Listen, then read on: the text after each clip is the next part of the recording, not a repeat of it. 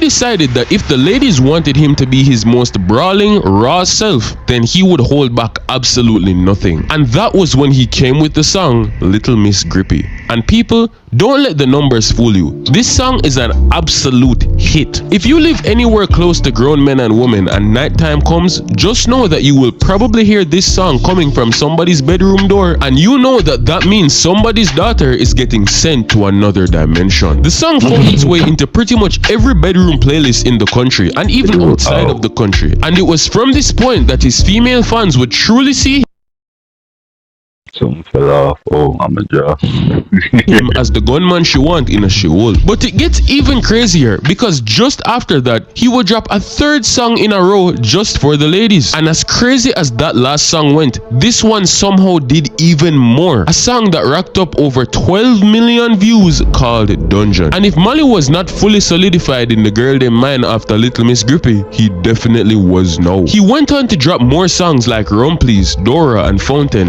And while there were still occasionally badness songs in between, it was very clear where his new focus lied.